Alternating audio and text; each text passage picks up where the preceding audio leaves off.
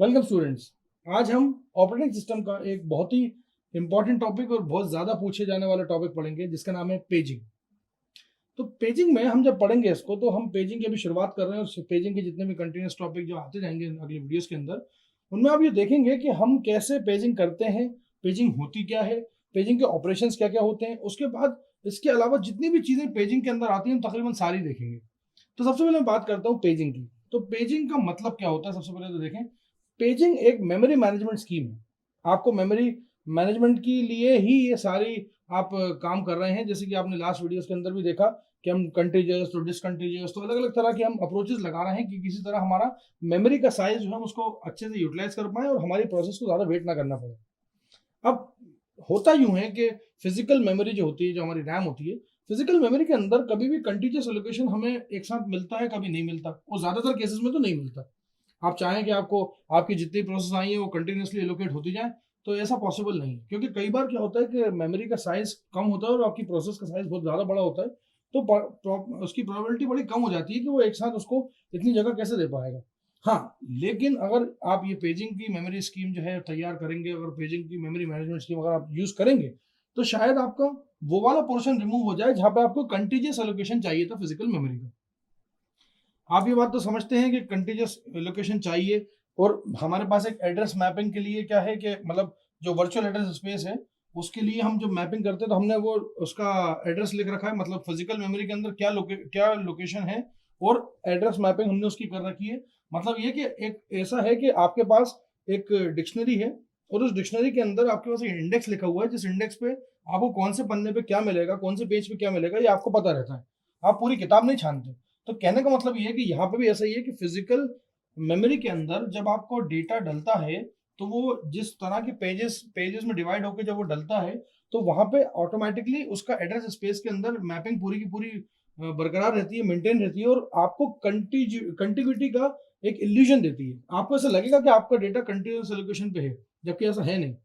मतलब आपने जैसे प्रोसेस चालू करी, प्रोसेस को उनने जिस तरह से रखा रखा, आपको तो ऐसा लगेगा कि आपकी प्रोसेस को या प्रोसेस को ऐसा लगेगा कि आपके ऑपरेटिंग सिस्टम ने उसको ही पूरी तवज्जो दी है, उसको ही पूरा सारा काम दिया है और उसको ही पूरी मेमोरी एलोकेट करा दी, जबकि ऐसा हुआ नहीं है। तो कहने का मतलब ये है कि आपने ज्यादातर केसेस में अगर लाइव काम करेंगे तो आपको डिसकंटीजियस एलोकेशन ही होना है और डिसकंटीजियस एलोकेशन जो होना है वो पेजिंग के थ्रू करेंगे अगर आप, तो ज्यादा बेटर है। और आपको एक्चुअल में है क्या कि आपका एड्रेस मैपिंग के लिए पूरा का पूरा पूरा आपने वो वर्चुअल एड्रेस स्पेस जमा कर रखा है और वर्चुअल एड्रेस स्पेस कर रखा है और साथ ही साथ आपने क्या कर रखा है कि डिसकंटीजियस प्लेसमेंट जो हो रहे हैं, मतलब एक प्रोसेस आई उसको कुछ पोर्शन में तोड़ा और अलग अलग जगह पे रख दिया और वो जब काम कर रही है तो ऐसा काम कर रही है कि ऐसा लग रहा है कि कंटीन्यूअस है। मतलब ये एक तरह का इल्यूजन है, मतलब एक तरह का ऐसा झूठ है जिसमें लगता है ऐसा कि कंटिन्यूटी बनी हुई है, मेमोरी स्पेस हमें पूरा मिला है, जबकि ये पूरा होता नहीं है, वो डिसकंटिन्यूअस फॉर्म में होता है।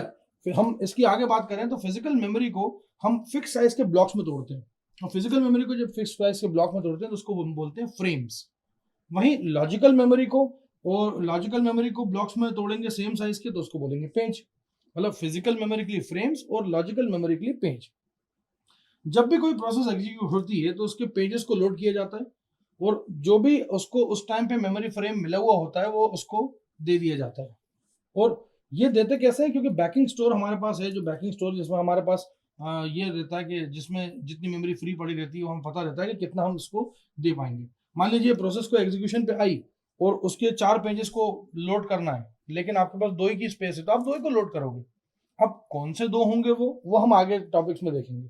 तो पेजेस को लोड करना मेमोरी फ्रेम्स के अंदर और काय से यूज करते हुए, बैकिंग स्टोर से यूज करते हुए। और बैकिंग स्टोर जो होता है वो भी क्या होता है, फर्दर डिवाइडेड होता है फिक्स साइज के ब्लॉक्स में और वो सारे के साइज जो होते हैं वो सारे के सारे सेम साइज के होते हैं जैसे कि आपकी मेमोरी फ्रेम है। तो ये सिंपल से एक लॉजिक है। मेरे ख्याल से ये आपको अभी अगले वीडियोस के अंदर और अच्छे से समझ में आएगा कि हम कैसे उसको तोड़ते हैं, कैसे उसको रखते हैं, कैसे एग्जीक्यूट कराते हैं, कौन सा वाला पेज सिलेक्ट करना है, कौन सा रिप्लेस करना है। तो ये सारी चीजें धीरे धीरे करके वीडियोस के अंदर आती जाएंगी।